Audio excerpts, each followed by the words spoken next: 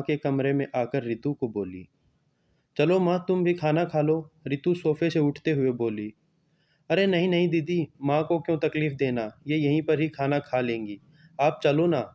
निशा बोली, लेकिन भाभी, अरे लेकिन वेकिन कुछ नहीं दीदी, आप चलो, माँ के घुटनों में दर्द होता है, इसलिए माँ कमरे में ही खाना खाती हैं। निशा ने रितु की बात काटते हुए कहा, तो फिर भाभी मेरा भी खाना यहीं पर ला दो, हम दोनों साथ में खाना खाएंगे। रितु बोली। इस पर निशा कुछ नहीं बोल पाई, लेकिन रितु को साफ तरीके में समझ आ गया था कि भाभी को यह बात पसंद नहीं आई। निशा चुपचाप वहां से निकल गई और थाली में सब्जी, पूरी, रायता और अचार लेकर आई और माँ के लिए खिचड़ी। माँ यह क्या है, तुम यह सब नहीं खाती हो क्या? रितु माँ को बोली। अरे दीदी, माँ को यह सब हजम कहाँ होता है, इसलिए मैं उनको खिचड़ी और दाल ही देती हूँ। इतना बोलकर निशा वहां से निकल गई। माँ ने अपनी प्लेट उठाई, पर माँ का ध्यान रितु की प्लेट पर ही था। यह देखकर रितु एकदम सुन्न सी पड़ गई। उसने माँ के मुंह में एक पूरी का निवाला डाला, लेकिन माँ ने मना कर दिया। तब रितु ने अपनी माँ की आंखों में वही भाव देखा जो वीडियो कॉल पर वह देखती थी। पता नहीं भाभी का डर था या लड़की के निवाले का मोह था। तब रितु ने अपना सारा खाना माँ को खिलाया और खुद खिचड़ी खाने लगी। 2 दिन रितु वहीं पर थी और वह माँ को अपनी प्लेट का खाना खिलाती और खुद खिचड़ी खाती। ऐसा 2 दिनों तक चला। माँ के बहुत मना करने के बाद भी रितु जिद करके माँ को खाना खिला ही देती। भैया, मैं कुछ दिनों के लिए माँ को अपने घर ले जाती हूँ। घर जाने से पहले रितु ने अपने भाई विशाल से पूछा, रितु तुम्हारा दिमाग खराब हो गया है क्या? लोग क्या कहेंगे? बेटा माँ को तकलीफ देता होगा, इसलिए माँ अपनी बेटी के घर रहती है। विशाल गुस्से से बोला। अरे बेटी, सही तो बोल रहा है वह, माँ बेटी के घर भला जाती है क्या? तू आराम से जा अपने घर, मेरी चिंता मत कर, मैं यहाँ खुश हूँ। बेटे की बातें सुनकर माँ बोली। रितु ने बहुत जिद की, लेकिन माँ बेबस थी। रितु उदास मन से अपने घर वापस आ गई। कुछ दिनों बाद खबर आई कि माँ अब नहीं रही। इस खबर ने सब कुछ खत्म कर दिया था।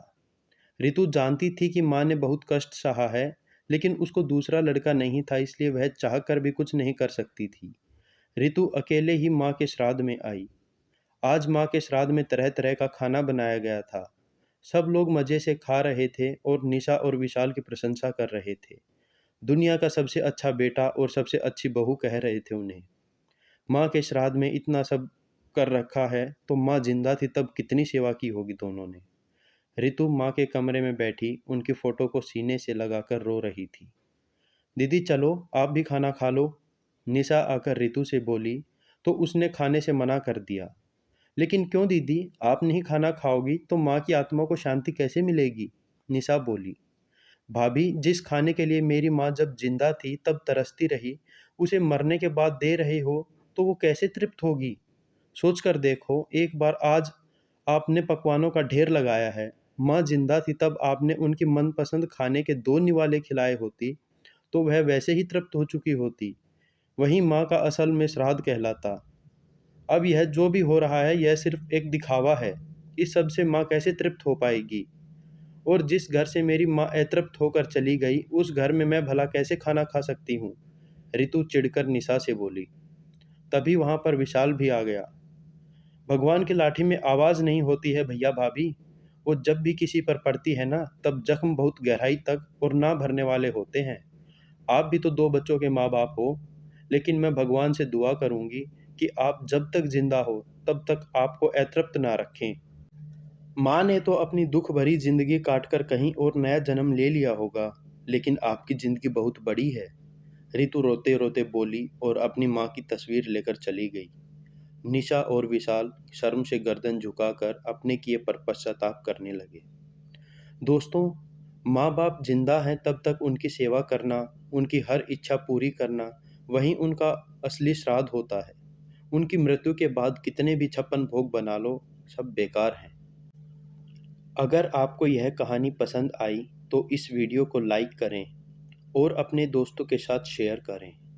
ऐसी ही और नई कहानियाँ सुनने के लिए story phone official YouTube channel को सब्सक्राइब करें।